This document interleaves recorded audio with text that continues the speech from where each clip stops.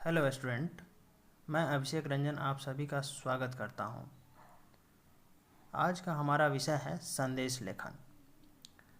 इस कक्षा में हम पढ़ेंगे कि संदेश लेखन कैसे किया जाता है, संदेश लेखन क्या होता है, इसकी आवश्यकता क्यों है। तो सबसे पहले हम संदेश लेखन क्या है यह जानते हैं। जब हम किसी व्यक्ति को कोई मैसेज भेजते हैं या कोई बात कहते हैं या कहलवाते हैं, उसे ही हम संदेश लेखन कहते हैं। संदेश का अर्थ होता है एक तरह से सूचना देना या किसी को समाचार देना या कोई भी खबर प्रेषित करना, अर्थात कोई भी खबर पहुंचाना। कई संदर्भों में हम देखें तो संदेश औपचारिक भी हो सकता है और अनौपचारिक भी, मतलब आज्ञा लेने के संदर्भ में भी और आदेश देने के संदर्भ में भी संदेश लेखन का प्रयोग किया जाता है। संदेश लेखन को अंग्रेजी में हम मैसेज राइटिंग कहते हैं। तो अब हम देखेंगे कि संदेश लेखन के दौरान किन किन महत्वपूर्ण बातों पर हमें ध्यान देना होता है।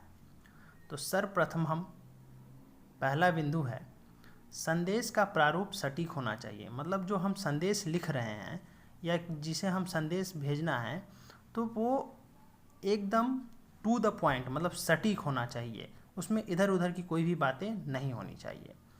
दूसरा, संदेश की जो विषय वस्तु है वो 30 से 50 शब्दों में होनी चाहिए। मतलब जब हम संदेश लिखें तो उसमें शब्दों की जो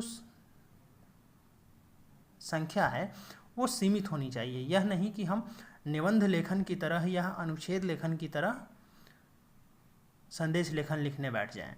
तो संदेश लेखन में हमें शब्दों की जो सीमा है उसका ध्यान रखना है। तीसरा बिंदु है संदेश लेखन में बॉक्स बनाना आवश्यक है। हमें यह चीज़ ध्यान रखनी है कि जब हम संदेश लेखन करेंगे तो उस समय हमें एक बॉक्स के अंदर ही संदेश को लिखना है। जिस तरह से हम जब पुराने समय, मतलब बात करें हम आज से मोबाइल के आने से पहले की, तो हम जब संदेश किसी को लिख कर भेजते थे तो उसका जो फॉर्मेट था एक पोस्ट कार्ड होता था, जो हम पोस्ट कार्ड पे ही, तो एक तरह से वो उसी तरह से एक बॉक्स का स्वरूप बनाएंगे और उसी बॉक्स के अंदर ही हमें संदेश लेखन करना है। चौथा बिंदु है दिनांक व समय का उल्लेख।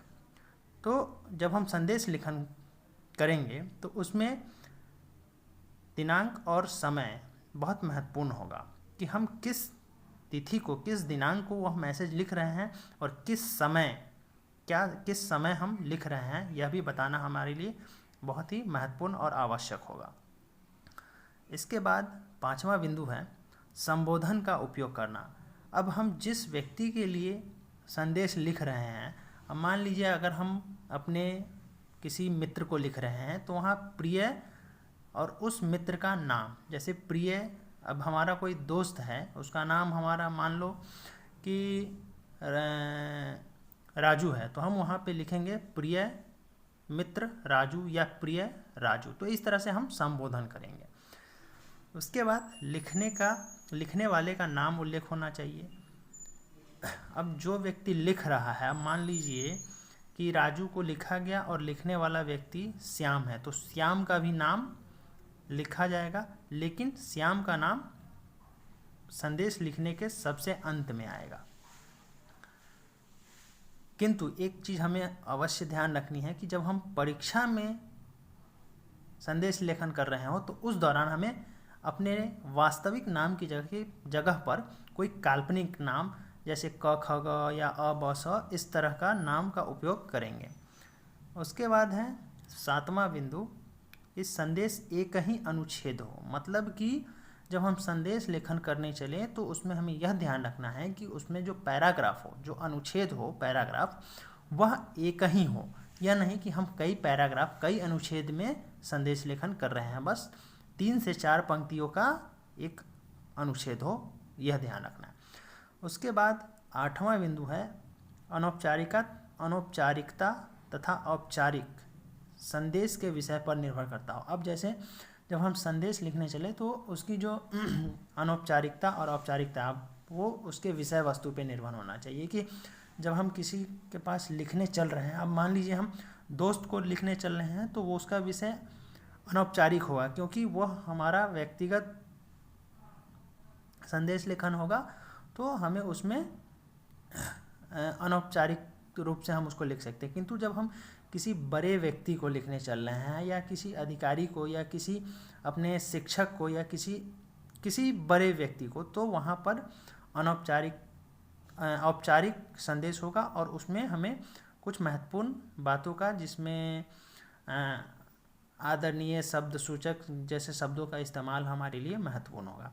उसके बाद जो 9वां बिंदु है वह है जो इसकी भाषा होनी चाहिए, जो शब्दावली। जैसे हम जब लिखेंगे संदेश लेखन, तो उस समय जो हमारा भाषा होना चाहिए वो बहुत ही सरल भाषा होना चाहिए, कि पढ़ने वाले को बड़ी सरलता से समझ में आ जाए। साथ ही उसकी जो शब्दावली हो वो भी ऐसे शब्दावली का उपयोग करे जो किसी को भारी भरकम शब्द ना लगे।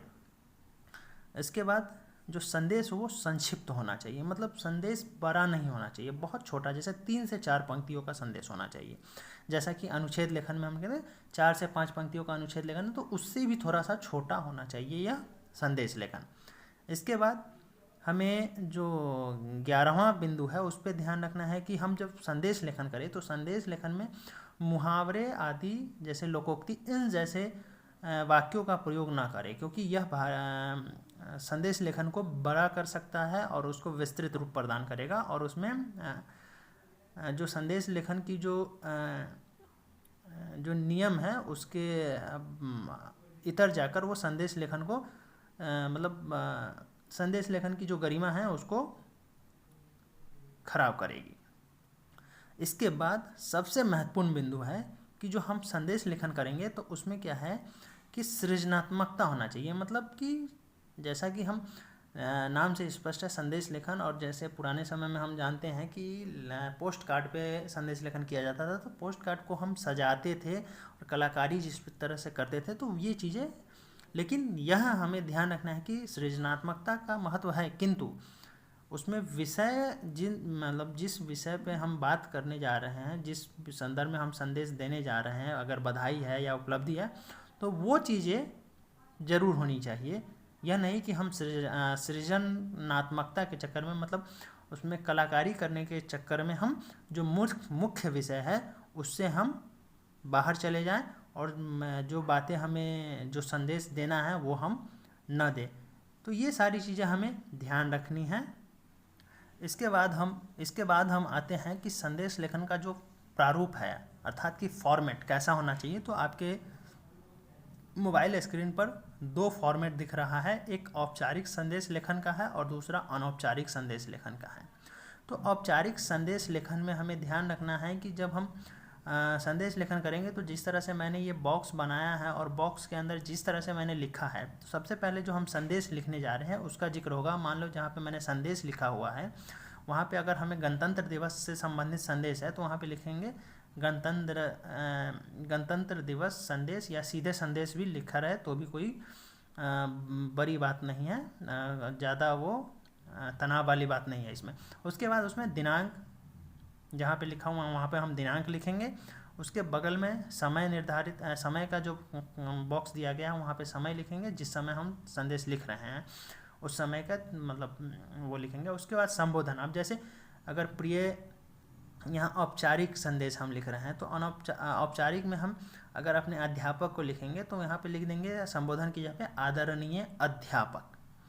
और उसके बाद हम जो विषय है, जो भी हमें बात, जिस बारे में भी हमें बधाई संदेश देना है, तो वो संदेश हमें उस विषय के नीचे जो मैंने 3 पंक्तियाँ अंडरलाइन की हुई है, उस 3 पंक्ति के अंदर ही या उससे उतने में ही आपको जो संदेश लिखना है वो लिखना है। और सबसे अंत में आपका नाम आएगा। अगर आप कक्षा में हैं, कक्षा में लिख रहे हैं, मतलब परीक्षा से बाहर हैं, तब आप वहाँ पे अपना नाम लिख सकते हैं। बाकी अगर परीक्षा के दौरान लिख रहे हैं तो वहाँ पे जो नाम होगा वो काल्पनिक क ख ग या अ ब स इस तरह से। ठीक उसी तरह से अनौपचारिक संदेश हम लिखेंगे, जिस तरह से मैंने अनौपचारिक संदेश नीचे मैंने उसका भी फॉर्मेट दिया हुआ है। तो जिस तरह से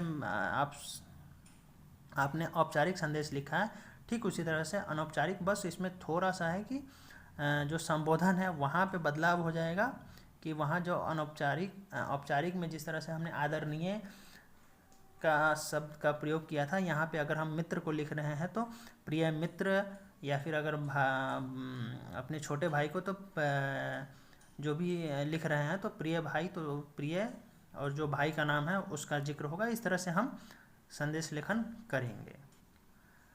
इसके बाद हम देखेंगे कुछ उदाहरण, जैसा कि मैंने आपके लिए, आपकी सहूलियत के लिए मैंने 2 उदाहरण भी आपके सामने रख दिए हैं कि किस तरह से, अब जैसे यहाँ पे विशेष उपलब्धि पर मित्र को संदेश, तो इसमें हमने किस तरह से लिखा है वो आपको स्पष्ट दिख रहा है। प्रिय जहाँ पे है प्रिय, उसके आगे संबोधन है तो प्रिय, अब यहाँ पे मित्र को लिखा गया तो प्रिय के आगे अपने मित्र का नाम आप लिख सकते हैं और बाकी संदेश जैसा लिखा है वैसा ही आप करेंगे। तो इस तरह से एक संदेश का प्रारूप आपके सामने रख दिया गया है। अब इसी के आधार पे आप संदेश लिखेंगे और जो भी महत्वपूर्ण चीज़ें हैं उसको ध्यान में रखते हुए ये सारी चीज़ें आप करेंगे। तो आज की कक्षा के लिए इतना ही। अगली कक्षा में हम किसी अन्य विषय पर बातचीत करेंगे।